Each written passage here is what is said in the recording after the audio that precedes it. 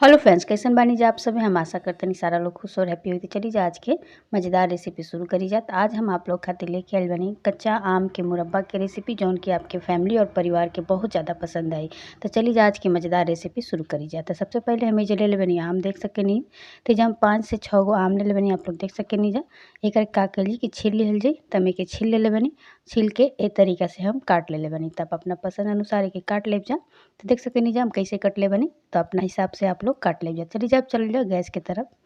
तो ये जगह हम कढ़ाई पहले से ही गर्म कर ले बनी। अभी जो हमने के डाल ली थोड़ा सा रिफाइन तेल। अब ये थोड़ा सा डाल दिया जी सूखा लाल मिर्च। अब ये डाल दी तेजपात और थोड़ा सा डाल दिया जी लौंग। अब ये डाल दिया जी हमने के थोड़ा सा जीरा, इधर चटके दिहल जाए।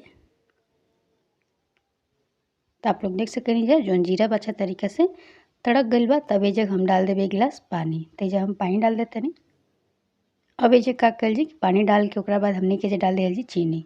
तेजी हम डाल देते नहीं चीनी।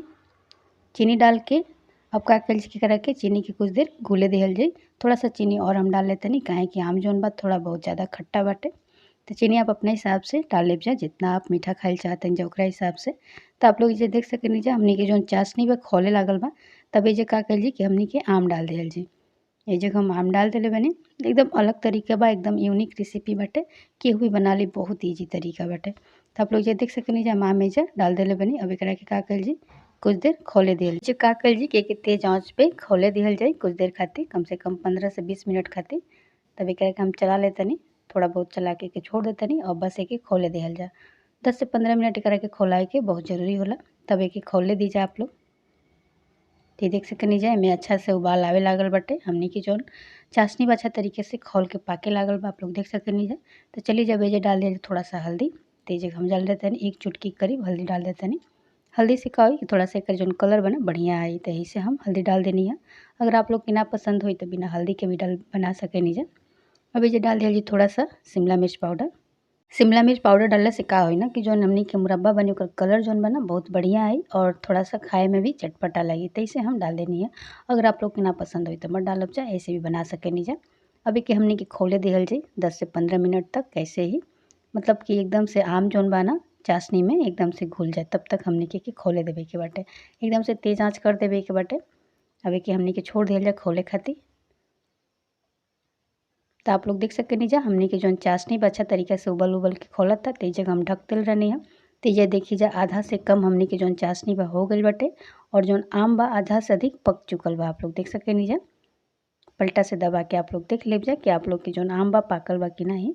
तो हमने के अच्छा तरीके से पाक गई बा। तब का कर ली कि बस एकरा के धीमा आँच कर दिल जी और धीमा आँच पे पकावल जाई, काहे कि जो चाशनी बना एकदम से आम में अंदर तक घुस जाए के चाहिए, तब तक एके पकावे के बाटे।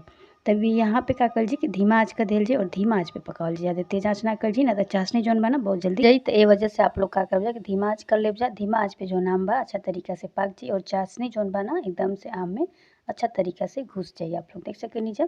और जो हमने के मुरब्बा बनी ना बहुत ही टेस्टी बनी और खाए में बहुत ही ज़्यादा मज़ा आई। तो देख सके नीचे। अब एक थोड़ा सा हम चला देते नहीं, अब चला के एक छोड़ दिया जा, पाके दिया जा धीमा आँच पे। और एक कलर देख सके नीचे कितना बढ़िया आयल बटे। तो बीच बीच में एक बस चलावे के रहे के बाद। तो देख सके नीचे जो हमनी के चाशनी अच्छा तरीके से उबल के पक गई बटे और हमनी के जो खटमिठिया बा अच्छा तरीके से बन चुकल बटे। तो यूपी बिहार में के खटमिठिया भी बोलल जाला और पता नहीं आप लोग के का बोलल जाला। तो आप लोग प्लीज़ हमके कमेंट करके बताइए जाए कि आप लोग की जगह पे काहे के बोलल जाला।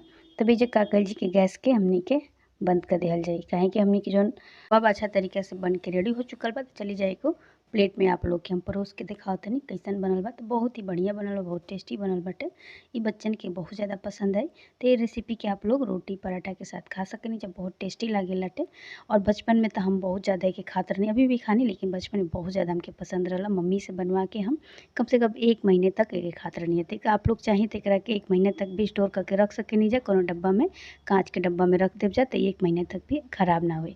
तो अगर हमारी रेसिपी आप लोग के पसंद आई तो प्लीज़ लाइक और शेयर जरूर कर देव। लेब जा और हमारा चैनल पर पहली बार आयल बन जाए तो प्लीज़ हमारा चैनल के सब्सक्राइब कर लेब जा, ताकि हमारा अगला वीडियो के नोटिफिकेशन आपके सबसे पहले मिली।